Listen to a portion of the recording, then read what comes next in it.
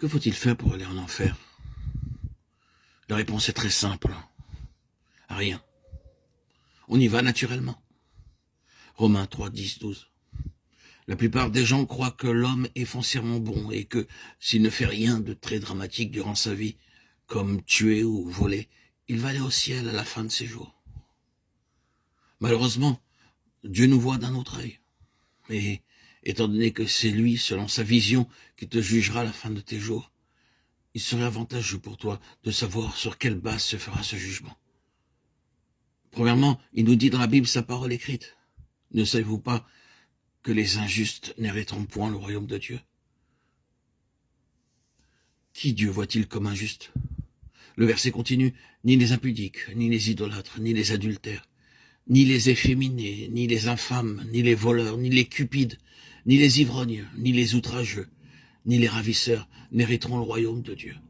1 Corinthiens 6, 9, 10. Ou encore, or, les œuvres de la chair sont manifestes. Ce sont l'impudicité, l'impureté, la dissolution, l'idolâtrie, la magie, les inimitiés, les querelles, les jalousies, les animosités, les disputes, les divisions, les sectes, l'envie, l'ivrognerie, les excès de table, les choses semblables. Je vous dis d'avance, comme je l'ai déjà dit, que ceux qui commettent de telles choses n'hériteront point le royaume de Dieu. Galates 5, 19, 21. Et ailleurs, mais pour les lâches, les incrédules, les abominables, les meurtriers, les impudiques, les enchanteurs, les idolâtres et tous les menteurs, leur part sera dans les temps ardents de feu et de soufre. Ce qui est la seconde mort. Apocalypse 21, 8. Commettre un seul vol fait de moi un voleur. Dire un seul mensonge fait de moi un menteur. Commettre un seul meurtre fait de moi un meurtrier. Me prosterner devant une statue, qu'elle soit de Bouddha ou de quelque autre statue, fait de moi un idolâtre. Devant Dieu, un péché sera toujours un péché. Et malgré que beaucoup d'entre nous sont déjà reconnus, il ajoute, car tous ont péché et sont privés de la gloire de Dieu. Romains 3, 23. Comme tu vois, tes chances de te retrouver en enfer sont nombreuses. Jésus l'a dit lui-même, car large est la porte, spacieux est le chemin qui mène à la perdition. Et il y en a beaucoup qui entrent par là. Matthieu 7, 13. Mais où arrêteras-tu? Quand en auras-tu assez de faire le mal? L'homme se détruit lui-même et par surcroît il aime ceux qui le détruisent. Et que servirait-il à un homme de gagner tout le monde s'il se détruisait ou se perdait lui-même? Luc 9, 25. Mais sache que tu n'es pas obligé de faire ainsi. Tu peux tout recommencer, tu peux repartir à zéro. Il est encore temps. Dieu est juste. Amen. Mais il est aussi amour. Et dans son amour, le ciel est toujours un lieu où l'homme peut aller. Et pour l'éternité, être avec Dieu dans son paradis. Jésus dit à tous, entrez par la porte étroite, et je ne mettrai pas dehors celui qui vient à moi. Matthieu 7, 13, Jean 6, 37. Deux conditions sont nécessaires.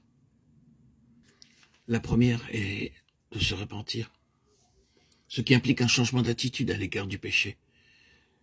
Et la première de ces deux conditions, quand Jésus parlait à la multitude, il disait « Répentez-vous ». Ou encore « Non, je vous le dis, mais si vous ne vous repentez pas, vous périrez tous également ». Luc 13, 5. La deuxième, c'est croire en Jésus, mettre ta confiance en lui, croire qu'il est le seul qui puisse t'aider de façon vraiment durable. Tu dois lui remettre la direction de ta vie et cesser de te fier aux autres, ou ce qui est aussi tragique, à ta propre sagesse. Jésus a dit, je suis le chemin, la vérité et la vie, nul ne vit en Père que par moi. Jean 14, 6. Le Fils de Dieu, en mourant à ta place sur la croix, a été puni pour tes péchés. Lui qui n'avait jamais commis. Dieu l'ayant ressuscité, il est monté au ciel où il est allé te préparer une place pour qu'il t'offre gratuitement en réponse à ta foi. Il est vivant, viens à lui. Jean 14, 1, 4. Ce qu'il faut faire dès à présent, comprendre que tu as désobéi à Dieu, que tu as péché contre lui. Reconnaître que ton péché doit être puni, autrement Dieu ne serait pas juste. comprendre que c'est Jésus, le Fils de Dieu, qui a subi la punition à ta place. Il a ainsi satisfait la justice de Dieu.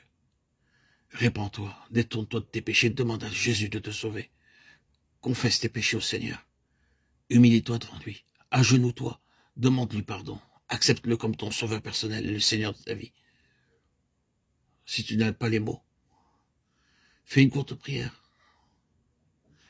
Mais n'oublie pas, Dieu ne regarde pas les mots que tu lis ou tu récites dans des livres de prière.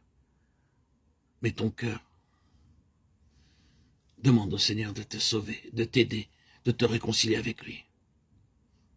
Tu te sentiras alors vivifié, régénéré, plein de force.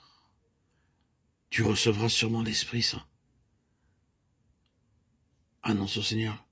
Reconnais devant lui, Seigneur, lui seul, ton Seigneur et ton Sauveur Jésus-Christ, que tu es pécheur et incapable de te sauver par tes propres efforts. Annonce-lui que tu réalises que sur la croix du calvaire, tu as été puni, que le Seigneur a été puni à ta place à cause de ton péché et qu'il a ainsi payé toute ta dette. Aujourd'hui, annonce au Seigneur par la foi, je t'accepte comme mon Sauveur, Seigneur, pour le pardon de mes péchés et comme Seigneur pour être le maître de ma vie. Seigneur, sauve-moi. Je veux devenir ton disciple. Amen. Alléluia.